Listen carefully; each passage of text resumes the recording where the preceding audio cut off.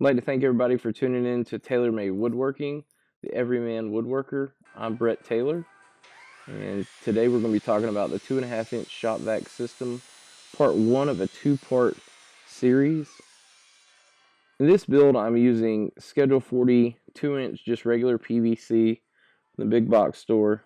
I'm going to measure out my runs here. The first run will be about 5.5 feet, and that'll set up my first initial run. I'll have an angle piece coming off it in the corner of the wall, actually two 45-degree angles to create my 90 so that it's not such a sharp turn, and the airflow can be a little bit better. As you can see to the right of my hand, I'm using some metal brackets to be able to mount this pipe onto the wall. And lucky for me, the shelving system above has some screw holes where the studs are, so I did not have to use a stud finder. About 5 out of the 10 brackets that I placed up were directly on studs, so I feel good about those 5 being able to carry the load. Again, I'm using drywall screws directly into the drywall on other places just to hold it up against. They're not really going to hold any load. The ones that are into the studs are going to do the bulk of the weight carrying, and it's really simple build, just drawing it out based on where you have all of your tools laid out in your shop. Here as you probably seen in my shop tour from January, I decided to build my shop with everything in the right corner of my garage. So the bulk of this PVC that you're going to see, other than the stuff that's going to go onto the ceiling for my table saw and bandsaw, is going to be here in this right corner. And I decided to go right up underneath my shelving system to stay clear of my electrical panel, and then also my sprinkler system panel that I have on the right. And here I'm making the measurement for coming out of the angle in the corner to go to the 4 tools that are on the back wall of the garage. And now I'm just going to cut my piece. This is a little over 3 foot, this run, and then I'll make the same mounting setup that I had on the right wall there. Just going to make my cut. I'll go over and add the glue, put it in to the 245s that I used, and then it's going to follow the same process all the way throughout. This is going to be a great setup for me.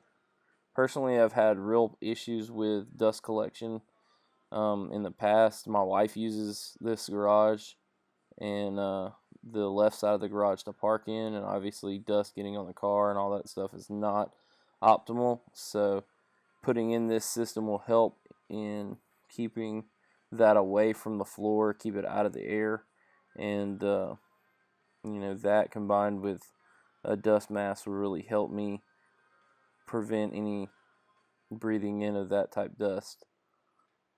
So again, here you see me adding the metal brackets just along the way. I don't think you can make out the screw holes on the shelving, but that is what I use as a reference to where the studs were.